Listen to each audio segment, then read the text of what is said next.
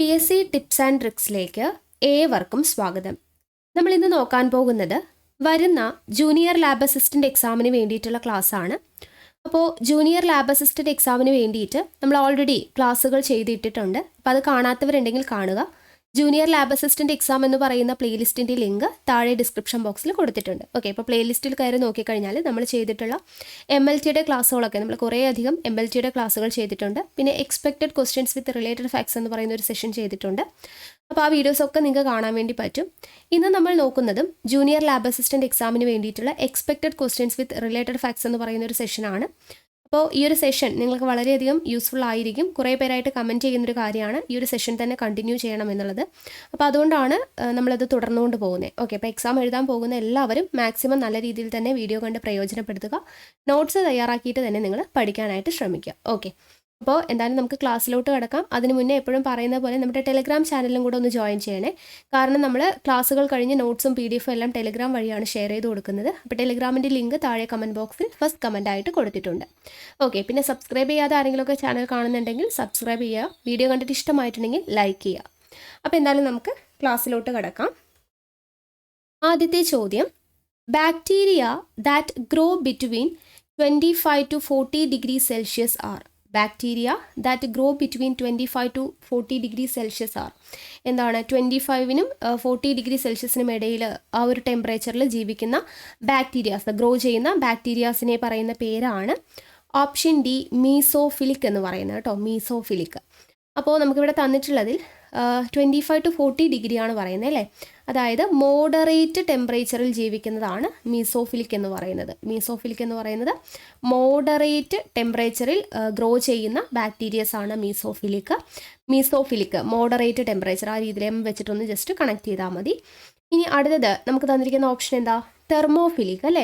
Thermophilic എന്ന് പറഞ്ഞു കഴിഞ്ഞാൽ ഹൈ ടെമ്പറേച്ചറിൽ ഗ്രോ ചെയ്യുന്ന ബാക്ടീരിയാസ് ആണ് കേട്ടോ. ഹൈ ടെമ്പറേച്ചറിൽ ഗ്രോ ചെയ്യുന്ന ബാക്ടീരിയാസിനെയാണ് തെർമോഫിലിക് ബാക്ടീരിയാസ് എന്ന് പറയുന്നത്. അടുത്തത് സൈക്രോഫിലിക്. സൈക്രോഫിലിക് എന്ന് പറഞ്ഞു കഴിഞ്ഞാൽ ലോ ടെമ്പറേച്ചറിൽ ഗ്രോ ചെയ്യുന്ന ബാക്ടീരിയാസ് ആണ് കേട്ടോ. ലോ ടെമ്പറേച്ചർ എന്ന് പറയുമ്പോൾ ഒരു -20 degree Celsius to 20 degree Celsius വരെയൊക്കെ ആ ഒരു എന്താണ് ടെമ്പറേച്ചറിൽ ഗ്രോ ചെയ്യുന്നതിനെയാണ് സൈക്രോഫിലിക് എന്ന് പറയുന്നത്. അടുത്തത് ക്യാപ്നോഫിലിക്. ക്യാപ്നോഫിലിക് എന്ന് പറഞ്ഞു കഴിഞ്ഞാൽ എന്താണ്? അതായത് കാർബൺ ഡൈ ഓക്സൈഡ് കൂടുതലായിട്ട് കാണപ്പെടുന്ന പ്രദേശങ്ങളിൽ വളരുന്ന ബാക്ടീരിയാസിനെയാണ് ക്യാപ്നോഫിലിക് അല്ലെങ്കിൽ കാർബോക്സിഫിലിക് എന്നും പറയും കേട്ടോ. കാർബോക്സിഫിലിക് എന്നും പറയാറുണ്ട്. ഓക്കെ, അപ്പോൾ ഈ ബാക്ടീരിയാസിൻ്റെ ഈ ഒരു ക്ലാസിഫിക്കേഷൻ മനസ്സിലാക്കണം. Bacteria that gross between 25 to 40 degree Celsius, അതായത് മോഡറേറ്റ് ടെമ്പറേച്ചറിൽ വളരുന്ന ബാക്ടീരിയാസ് എന്ന് പറയുന്നത് എന്താണ്? മീസോഫിലിക് ആണ്. തെർമോഫിലിക് എന്ന് പറഞ്ഞാൽ എന്താണ്? ഹൈ ടെമ്പറേച്ചറിൽ ഗ്രോ ചെയ്യുന്നവയാണ്. സൈക്രോഫിലിക് എന്ന് പറഞ്ഞു കഴിഞ്ഞാൽ ലോ ടെമ്പറേച്ചറിൽ ഗ്രോ ചെയ്യുന്ന ബാക്ടീരിയസ് ആണ്. ക്യാപ്നോഫിലിക് എന്ന് പറഞ്ഞു കഴിഞ്ഞാൽ എന്താ? കാർബൺ ഡൈ ഓക്സൈഡ് ഏറ്റവും കൂടുതലായിട്ട് കാണപ്പെടുന്ന പ്രദേശങ്ങളിൽ ഗ്രോ ചെയ്യുന്നവയാണ് ക്യാപ്നോഫിലിക് അഥവാ കാർബോക്സിഫിലിക് എന്ന് പറയുന്നത്. ഓക്കെ, ക്ലിയർ ആയത് ശ്വസിക്കുന്നു. അടുത്ത ചോദ്യം, the kidney secretes which hormone? ഇതിൽ തന്നിരിക്കുന്നതിൽ കിഡ്നി സെക്രീറ്റ് ചെയ്യുന്ന ഹോർമോൺ ഏതാണ് എന്നതാണ് ചോദ്യം. കിഡ്നി സെക്രീറ്റ് ചെയ്യുന്ന ഹോർമോൺ ഏതാണ്? ഓപ്ഷൻ ബി ആണ് എറിത്രോപോയിറ്റിൻ ആണ് കേട്ടോ. എറിത്രോപോയിറ്റിനാണ് കിഡ്നി സെക്രീറ്റ് ചെയ്യുന്ന ഹോർമോൺ. ഇത് ഇമ്പോർട്ടൻ്റ് ആയിട്ടുള്ളൊരു ക്വസ്റ്റ്യൻ ആണ്. നോട്ട് ചെയ്ത് വെച്ചേക്കണം. കിഡ്നി സെക്രീറ്റ് ചെയ്യുന്ന ഹോർമോൺ എന്ന് പറയുന്നത് എറിത്രോപോയിറ്റിൻ ആണ്. അപ്പോൾ ഈ എറിത്രോപോയിറ്റിൻ എന്ന് പറയുന്നത് നമ്മുടെ RBCയുടെ പ്രൊഡക്ഷനുമായിട്ട് ബന്ധപ്പെട്ട് നമ്മുടെ കിഡ്നീസ് പ്രൊഡ്യൂസ് ചെയ്യുന്നതാണ് എന്ത്? എറിത്രോപോയിറ്റിൻ. ഓക്കെ, RBCയുടെ പ്രൊഡക്ഷനുമായി ബന്ധപ്പെട്ട് നമ്മുടെ കിഡ്നി പ്രൊഡ്യൂസ് ചെയ്യുന്ന ഹോർമോണാണ്, സെക്രീറ്റ് ചെയ്യുന്ന ഹോർമോണാണ് എറിത്രോപോയിറ്റിൻ എന്ന് പറയുന്നത്. ഇനി കിഡ്നി സെക്രീറ്റ് ചെയ്യുന്ന മറ്റൊരു ഹോർമോണാണ് റെനിൻ. ഓക്കെ, റെനിൻ എന്ന് പറയുന്ന ഹോർമോൺ സെക്രീറ്റ് ചെയ്യുന്നതും ആര് തന്നെയാണ്? കിഡ്നി തന്നെയാണ്. അപ്പോൾ ഇവിടെ നമ്മുടെ ഓപ്ഷനിൽ റെനിൻ ഇല്ലേ എന്ന് ചോദിക്കാം. പക്ഷെ ഇവിടെ 2 കൊടുത്തിട്ടുണ്ട് അല്ലേ. റെനിനാണ്. ഇത് റെനിനാണ്. കിഡ്നി പ്രൊഡ്യൂസ് ചെയ്യുന്ന ഹോർമോൺ എന്ന് പറയുന്നത് റെനിനാണ്. RENIN എന്നുള്ളതാണ് സ്പെല്ലിംഗ് കേട്ടോ. സ്പെല്ലിംഗ് നിങ്ങൾ നോക്കണം, ഇല്ലെങ്കിൽ നമുക്ക് ആൻസർ തെറ്റിപ്പോവാനായിട്ട് ചാൻസ് ഉണ്ട്. അപ്പോൾ RENIN റെനിൻ എന്ന് പറയുന്ന ഹോർമോണാണ് കിഡ്നി സെക്രീറ്റ് ചെയ്യുന്നത്. റെനിൻ അതുപോലെ തന്നെ എറിത്രോപോയിറ്റിൻ, ഇത് രണ്ടുമാണ് കിഡ്നി സെക്രീറ്റ് ചെയ്യുന്നത്. അതിൽ എറിത്രോപോയിറ്റിൻ എന്ന് പറയുന്നത് RBC പ്രൊഡക്ഷൻ്റെ സമയത്ത് നമ്മുടെ കിഡ്നി പ്രൊഡ്യൂസ് ചെയ്യുന്നതാണ്. ഈ റെനിൻ എന്താണ് RENNIN എന്ന് പറയുന്നത്? അതായത് ഇൻഫൻസിൻ്റെ ഗ്യാസ്ട്രിക് ജ്യൂസിൽ കാണപ്പെടുന്നതാണ് കേട്ടോ. ഇൻഫൻസ് ഉണ്ടല്ലോ, നവജാത ശിശുക്കളുടെ ഗ്യാസ്ട്രിക് ജ്യൂസിൽ കാണപ്പെടുന്ന ഒരു എൻസൈമാണ് എന്ത്? റെനിൻ എന്ന് പറയുന്നത് കേട്ടോ. റെനിൻ എന്ന് പറയുന്നത് ഒരു എൻസൈം ആണെന്നുള്ളത് ഓർത്തിരിക്കുക. എൻസൈമാണ്. എവിടെയാണ് കാണപ്പെടുന്നത്? ഇൻഫൻസിൻ്റെ ഗ്യാസ്ട്രിക് ജ്യൂസിലാണ് ഈ ഒരു എൻസൈം, റെനിൻ എന്ന് പറയുന്ന എൻസൈംസ് കാണപ്പെടുന്നത്. അതെന്താണ് ചെയ്യുന്നത്? അതായത് മിൽക്ക് പ്രോട്ടീൻ ആയിട്ടുള്ള കേസിനെ ഡൈജസ്റ്റ് ചെയ്യുന്ന എൻസൈമാണ് ഈ റെനിൻ എന്ന് പറയുന്നത് കേട്ടോ. അപ്പോൾ കിഡ്നി സെക്രീറ്റ് ചെയ്യുന്ന 2 ഹോർമോണാണ് നമ്മൾ പഠിച്ചത്. എറിത്രോപോയിറ്റിനും റെനിനും പഠിച്ചു. പിന്നെ ഈ റെനിൻ എന്താണ്? ഇൻഫൻസിൻ്റെ ഗ്യാസ്ട്രിക് ജ്യൂസിൽ മിൽക്ക് പ്രോട്ടീൻ ആയിട്ടുള്ള കേസിനെ ഡൈജസ്റ്റ് ചെയ്യുന്ന ഒരു എൻസൈമാണ് റെനിൻ എന്ന് പറയുന്നത്. ഇനി അടുത്ത ഓപ്ഷൻ ആൽഡോസ്റ്റിറോൺ. ആൽഡോസ്റ്റിറോൺ എന്ന് പറയുന്നത് ഏതാണ് പ്രൊഡ്യൂസ് ചെയ്യുന്നത്? അഡ്രീനൽ കോർട്ടെക്സ് പ്രൊഡ്യൂസ് ചെയ്യുന്ന ഹോർമോണാണ്. അഡ്രീനൽ കോർട്ടെക്സ് പ്രൊഡ്യൂസ് ചെയ്യുന്ന ഹോർമോണാണ് ആൽഡോസ്റ്റിറോൺ എന്ന് പറയുന്നത്. അടുത്തത് ഓപ്ഷൻ എന്താ? ANF അല്ലേ. ANF എന്ന് പറഞ്ഞു കഴിഞ്ഞാൽ നമ്മുടെ ഹാർട്ട് പ്രൊഡ്യൂസ് ചെയ്യുന്ന ഹോർമോണാണ് ANF എന്ന് പറയുന്നത്. ഹാർട്ടാണ് പ്രൊഡ്യൂസ് ചെയ്യുന്നത്. അപ്പോൾ അതിൻ്റെ ഫുൾ ഫോം പഠിച്ചിരിക്കുക. ANFൻ്റെ ഫുൾ ഫോം എന്താണ്? Atrial natriuretic factor. Okay, atrial natriuretic factor എന്നുള്ളതാണ് ANFൻ്റെ ഫുൾ ഫോം. ഓക്കെ, അപ്പോൾ ANF എന്ന് പറഞ്ഞു കഴിഞ്ഞാൽ ഹാർട്ടാണ് പ്രൊഡ്യൂസ് ചെയ്യുന്നത്. ഫുൾ ഫോം എന്താണ്? ആട്രിയൽ നാട്രി യൂററ്റിക് ഫാക്ടർ എന്നുള്ളതാണ്. എറിത്രോപോയിറ്റിൻ കിഡ്നി സെക്രീറ്റ് ചെയ്യുന്ന ഹോർമോണാണ്. RBC പ്രൊഡക്ഷൻ്റെ സമയത്താണ് കിഡ്നി പ്രൊഡ്യൂസ് ചെയ്യുന്നത്. പിന്നെ റെനിൻ എന്ന് പറയുന്ന ഒരു ഹോർമോൺ കൂടെ കിഡ്നി സെക്രീറ്റ് ചെയ്യുന്നുണ്ട്. റെനിൻ എന്തായിരുന്നു? ഇൻഫൻസിൻ്റെ ഗ്യാസ്ട്രിക് ജ്യൂസിൽ കാണപ്പെടുന്ന ഒരു എൻസൈമാണ്. മിൽക്ക് പ്രോട്ടീൻ ആയിട്ടുള്ള കേസിനെ ഡൈജസ്റ്റ് ചെയ്യുന്ന എൻസൈമാണ് റെനിൻ എന്ന് പറയുന്നത്. ആൽഡോസ്റ്റിറോൺ എന്ന് പറയുന്നത് അഡ്രീനൽ കോർട്ടെക്സ് ആണ് പ്രൊഡ്യൂസ് ചെയ്യുന്നത്. ഓക്കെ, ക്ലിയർ ആയല്ലോ. അടുത്ത ചോദ്യം.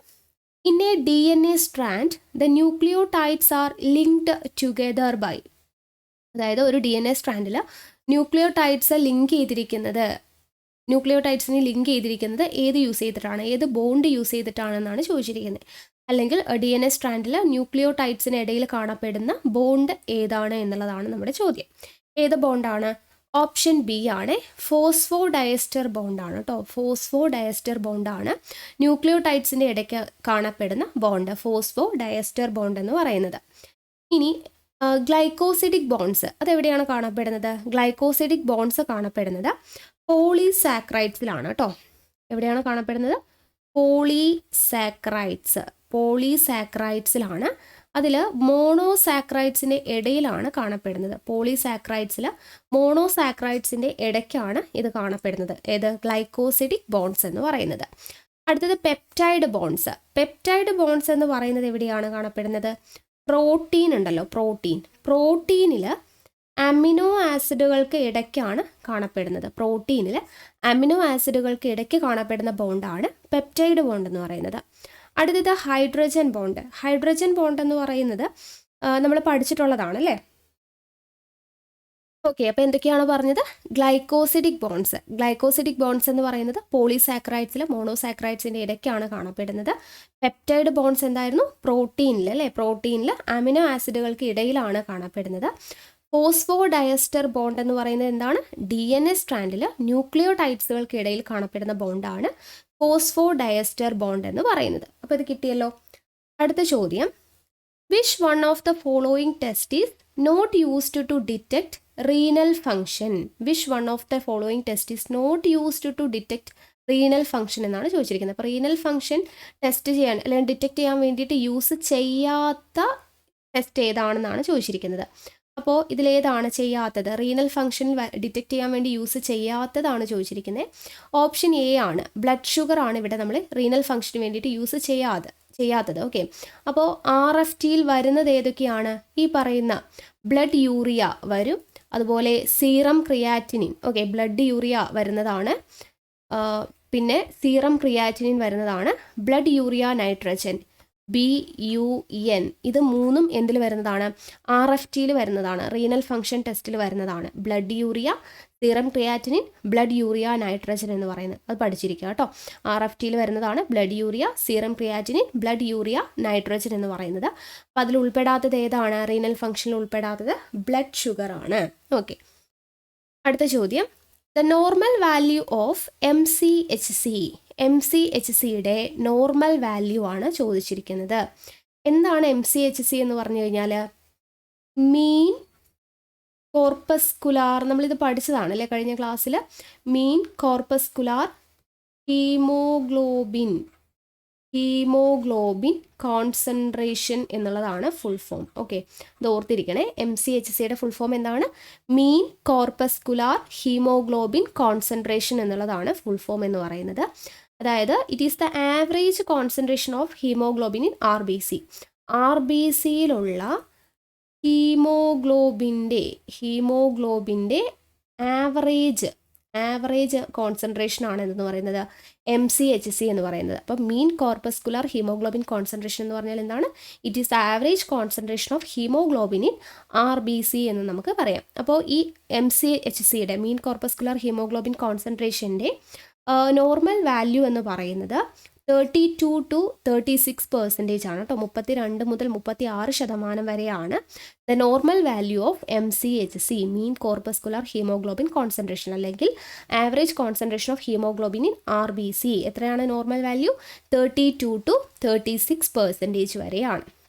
ക്ലിയർ ആയെന്ന് വിശ്വസിക്കുന്നു. ഓക്കെ, അപ്പോൾ ഇത്രയും ക്വസ്റ്റ്യൻസ് ആണ് ഇന്ന് ഡിസ്കസ് ചെയ്യുന്നത് കേട്ടോ. അപ്പോൾ നമ്മൾ കുറച്ച് ക്വസ്റ്റ്യൻസ് ആയിട്ടാണ് ഡിസ്കസ് ചെയ്യുന്നത്. അപ്പോൾ അതുകൊണ്ട് തന്നെ നിങ്ങൾക്ക് പഠിച്ചെടുക്കാൻ വേണ്ടിയിട്ട് വലിയ ബുദ്ധിമുട്ടുണ്ടാവത്തില്ല.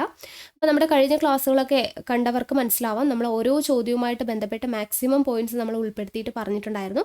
അപ്പോൾ അതുപോലുള്ള ക്ലാസ്സുകൾ ഇനിയും ഉണ്ടായിരിക്കും. അപ്പോൾ എക്സാമിന് വേണ്ടി പ്രിപ്പയർ ചെയ്യുന്നവർ നല്ല രീതിയിൽ തന്നെ ക്ലാസ്സുകളൊക്കെ കണ്ട് പഠിക്കുക. പിന്നെ നമ്മുടെ ടെലിഗ്രാം ചാനലിലും കൂടെ ജോയിൻ ചെയ്യുക. ഓക്കെ, അപ്പോൾ എന്തായാലും നമുക്ക് അടുത്ത ക്ലാസ്സിൽ വീണ്ടും കാണാം. താങ്ക്